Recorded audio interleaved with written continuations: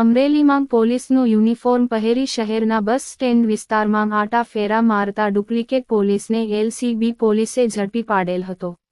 નકલી પોલીસના સ્વાંગમાં આવેલ શખ્સે ખાખીની વર્દી તેમજ બેલ્ટ બક્કલ ટોપી સહિતની વસ્તુઓ પહેરી કોઈ ગેરકાનૂની કામ કરે તે પહેલા જ પોલીસની નજરે ચડી જતા પકડી પાડ્યો હતો.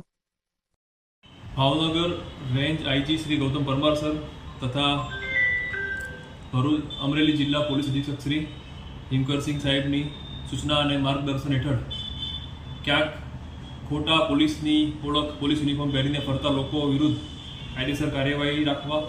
વોચ રાખવા માટે કાયદેસર કાર્યવાહી કરવા માટે જિલ્લા એલસીબીની સૂચના માર્ગદર્શન આપવામાં આવ્યું હતું. જે અન્વયે અમરેલી એલસીબી પીઆઈ અલ્પેશ પટેલ દ્વારા તેમની ટીમને સૂચના આપી હતી અને આવી કોઈ બાતમી હકીકત મળે તાત્કાલિક કાર્યવાહી કરવા વોચમાં હતા. એલસીબી ટીમને સ્પષ્ટ બાતમી મળેલી કે અમરેલી સિટીના બસ સ્ટેન્ડ પાસે પોલીસ નહીં હોવા છતાં કોઈ વ્યક્તિ પોલીસ યુનિફોર્મમાં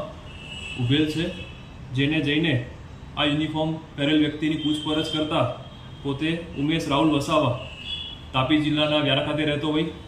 પોલીસ તરીકેની કોઈ પણ પ્રકારનું આઈડેન્ટિફિકેશન ધરાવતો ન હોય, તેમ છતાં police uniform, police belt, police cap અને પોલીસના શૂઝ પહેરીને ફરતો હોય અમરેલી સિટી પોલીસ સ્ટેશનમાં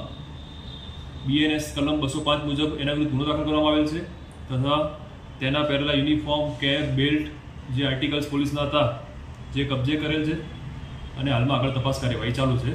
આ બાબતે કોઈની સાથે પોલીસ યુનિફોર્મનો ઉપયોગ કરીને કોઈ છેતરપિંડી કે વિશ્વાસઘાત કરેલ છે તો તેની પણ તપાસ ચાલી રહી છે અને અમારા તરફથી પણ તમામને વિનંતી છે કે કદાચ કોઈની સાથે આ વ્યક્તિ દ્વારા કોઈ પણ પ્રકારનું છેતરપિંડી આચરવામાં આવેલી હોય તો અમારું ધ્યાન કરજો. પોલીસ કર્મચારીની જેમ ફરતો હતો કે કોઈ અધિકારીની જેમ કોઈ ખાસ કોઈ માહિતી મળી રહી છે એમાં? હાલમાં પોલીસ કર્મચારીની જેમ